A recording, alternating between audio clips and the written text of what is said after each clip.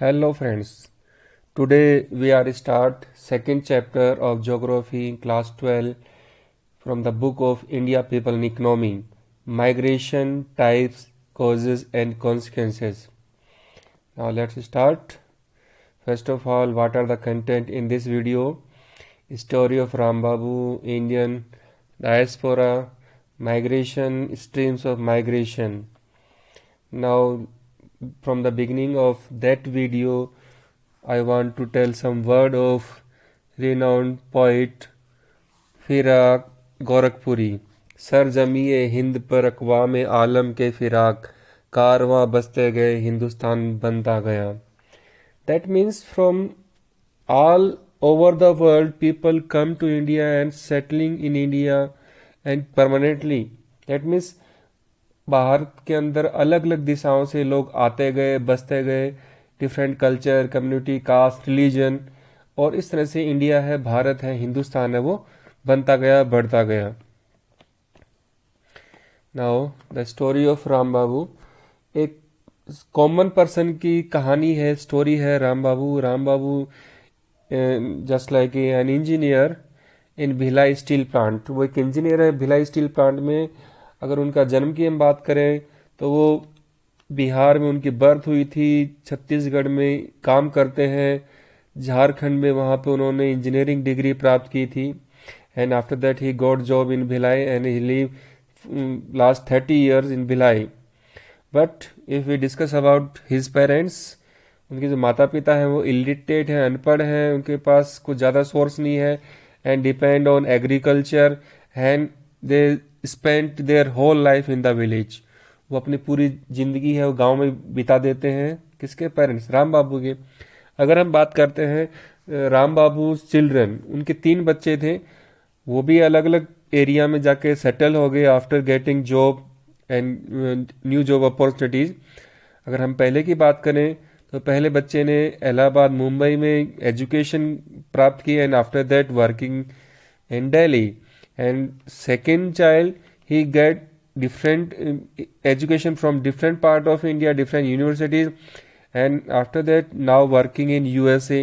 And third child, after her education, after marriage, settle in सूरत, गुजरात। तो यहाँ पर इस कहानी में देखते हैं कि जो राम बाबू है वो अलग अलग जगह पर एजुकेशन लेता है, जॉब करता है, रहता है, पैदा कहाँ होता है। तो ये भी माइग्रेशन है। फिर उसके बच्चों की माइग्रेशन वो अलग अलग पार्ट में है, अलग अलग डिस्ट्रिक्ट्स में है, अलग अलग कंट्रीज में है। तो यहाँ पर माइग्रेशन अलग अलग पर्पज़ के लिए अलग अलग जगह पे होता है। कुछ लोग एक ही जगह अपनी पूरी लाइफ स्पेंड कर देते हैं, just like Ram Babu parents. Now if we discuss about the Indian diaspora, यहाँ पर डायस्पोरा का मतलब होता है प्रवास, कि इंडिया में जो लोग आते नहीं, इंडिया से बाहर भी गए हैं लोग, इंडिया से बाहर भी माइग्रेशन हुआ है। So the migration from India toward another part of India, so we divide into 3 waves. तो यहाँ पे 3 वेव्स में इसको हम एक्सप्लेन कर सकते हैं जो हमारा माइग्रेशन हुआ है इंडिया से। तो हम फर्स्ट वेव की बात करते हैं from the colonial period, British period जिसको हम बोलते हैं। अब यहाँ पर जो स्टार्टिंग में जो ब्रिटिशर्स ने एस्टेब्लिशमेंट किया अपना एम्पायर इंडिया में, उनको रिक्वायरमेंट थी लेबर्स की, क्योंकि उनके पास मजदूर नहीं थे, वर्कर्स नहीं थे, कामगार नहीं थे। So that's why they look toward Indian people as a labourer. तो उन्होंने इंडिया को यहाँ पर इंडेंचर्ड लेबर के रूप में वहाँ पर उन्होंने उनको यहाँ पर जो इंडिया के लोग थे उनको इंडेंचर यानी बंधुआ मजदूरी बना के यहाँ से लेके गए। Mauritius, Caribbean island, Trinidad, Tobago, Guyana, Fiji, south Africa. तो यहाँ पर लिए ब्रिटिशर्स लेके गए। अब उसकी कहाँ से लेके गए? उत्तर प्रदेश और बिहार से। फिर हम बात करते हैं फ्रेंच एंड डच। इंडिया के अंदर फ्रेंच और डच कॉलोनी भी थी, बट कुछ छोटे पार्ट में ही थी। तो ये लोग भी इंडिया के लोगों को लेके गए अलग अलग आइलैंड में, मार्टिन पे, सूरीनाम के अंदर। फिर हम बात करते हैं पुर्तगीज। तो ये लोग भी इंडिया के लोगों को गोवा से यहाँ से लेके गए, दमन दीव से लेके गए मोजाम्बिक में, डिफरेंट एरियाज में एज ए प्लांटेशन वर्कर, यानी tea plantation, rubber plantation and different type of work. अब यहाँ पर जो माइग्रेशन की बात करते हैं इंडिया के लोगों के, because in that time most of the people was very poor, low living standards, so that's why they look toward Britishers to get more job opportunity. तो इसी का फ़ायदा उन्होंने उठाया। तो यहाँ पर एक कानून बनाया गया, girmit act, Indian immigration act. अब इसको मैं बताना चाहूँगा शॉर्ट में। गिरमिट एक्ट है वो एक कॉन्ट्रैक्ट एक्ट होता था, जो कि इंडिया के लोगों के साथ में कॉन्ट्रैक्ट होता था, ब्रिटिशर्स का या फ्रेंच का या पुर्तगीज का, डच का, कि यहाँ से वो उनको लेके जाएंगे, वहाँ पर काम करवाएंगे कंटिन्यूसली 5 साल 6 साल, जो भी कॉन्ट्रैक्ट है, बाउंडेशन होती थी। That means that person can not be come back to their nation in India with in 5 year. 5 साल के लिए वो वहाँ पर रहना, उसको पढ़ना कंपलसरी था, वो वापस नहीं आ सकता था। तो ये बन गया आपका गिरमिट एक्ट।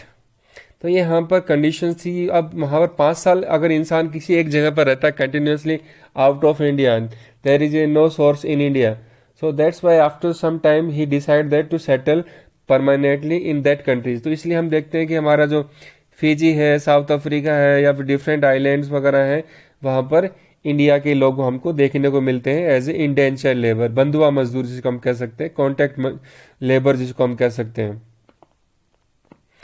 फिर हम बात करते हैं सेकेंड वेव। सेकेंड वेव के अंदर माइग्रेशन की अगर हम बात करते हैं, जिसमें हम professional, artisan, trader, factory workers, तो ये कुछ लोग थे जिनकी एजुकेशन अच्छी लेने के बाद में उन्होंने खुद ने डिसाइड किया कि हम नई जॉब अपॉर्चुनिटी के लिए बाहर जाएं, आउट ऑफ इंडिया जाएं, but in their surrounding neighbour country just like Thailand, Malaysia, Singapore, Indonesia, फिर इन अफ्रीकन कंट्रीज, तो आसपास की कंट्रीज में। अब यहाँ पर इंडिया से जो आउटफ्लो होता है semi skill and skill labour, तो इसका भी काफ़ी आउटफ्लो हुआ, स्पेशली जो वेस्ट एशिया है, जहाँ पर कि ऑयल रिफाइनरी है, ऑयल का प्रोडक्शन शुरू हुआ 1970 के बाद में। तो यहाँ पर अरब कंट्रीज में, सऊदी कंट्रीज में लोगों का काफ़ी माइग्रेशन हुआ है in second waves.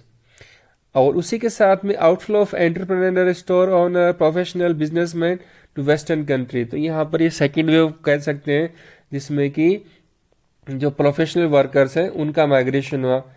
Now third waves specially professionals like doctor, engineer, software engineer, management consult, financial expert, media person, 1980 onward.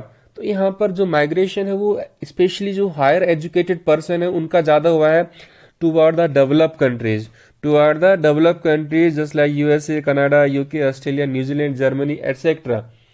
क्योंकि इंडिया के कंपैरिजन को वहाँ पर अच्छी इनकम सोर्स है, अच्छी फैसिलिटीज़ अवेलेबल हैं, गुड अपॉर्चुनिटीज़ हैं। तो यहाँ पर इस तरह का हमको माइग्रेशन देखने को मिलता है after getting good education and knowledge from India. Now migration and census. Migration का तो आपको मतलब पता ही है कि जो प्रवास होता है, दैट मीन्स हम यहाँ से दूसरी जगह पर एस्टेब्लिश होते हैं। बट यहाँ पर जो सेंसस हमारी जनगणना है उसके अंदर कैसे देखा गया, उसका कैलकुलेशन किया गया। जैसा कि आपको पता है, सबसे पहले आपके 1872 में पहली बार की गई इंडिया में जो सेंसस है, जनगणना।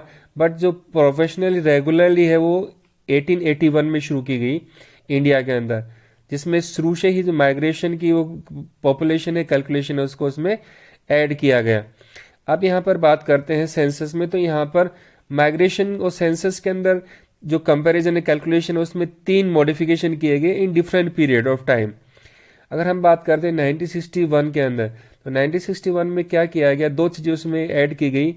क्या ऐड की गई? प्लेस ऑफ बर्थ, यानी कहाँ पर वो जन्मा है, जहाँ पर कैलकुलेशन की गई है वो जन्मा कहाँ पर है, किस गांव का है, कहाँ पर उसकी बर्थ प्लेस है।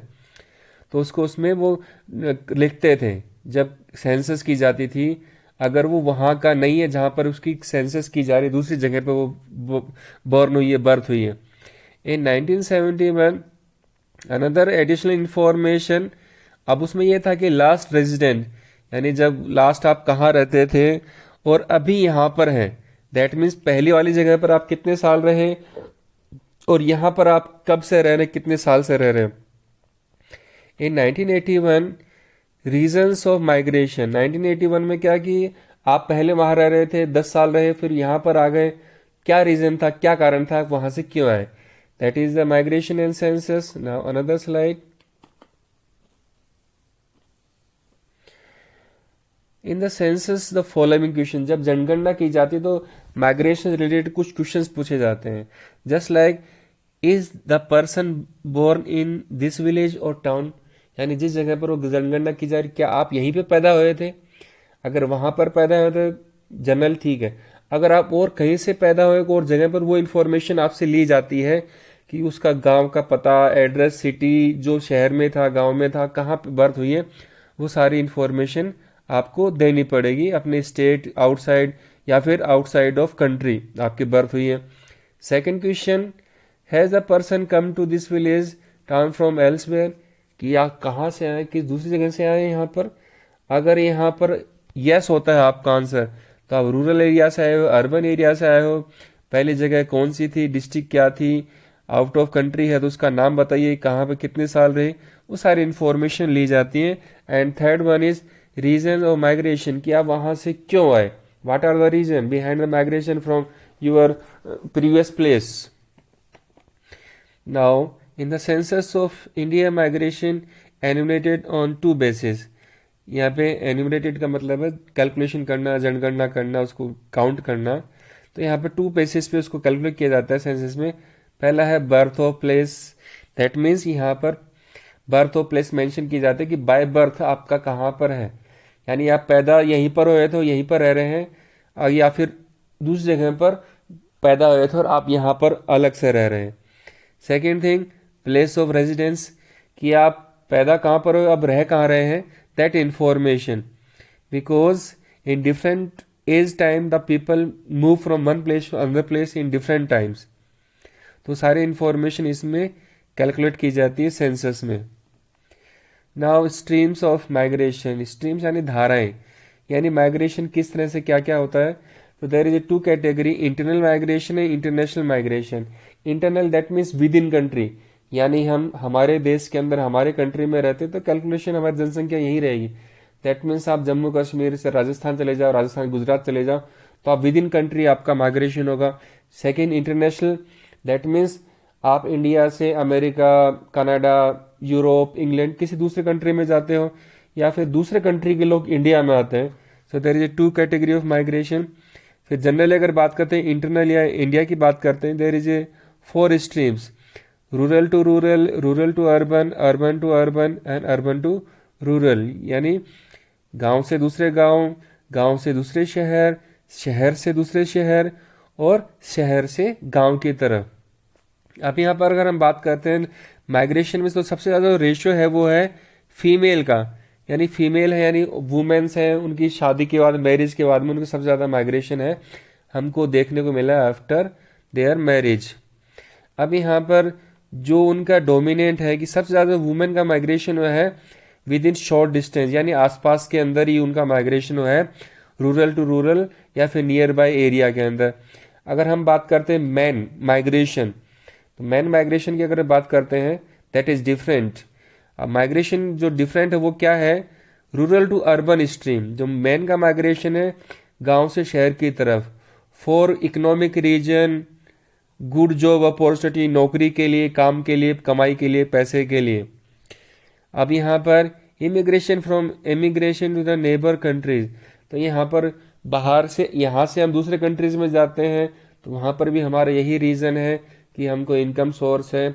उसमें भी मेन जो रेशियो है माइग्रेशन का, वो सबसे ज़्यादा किसका देखने को मिलता है, मैन का, पुरुष का।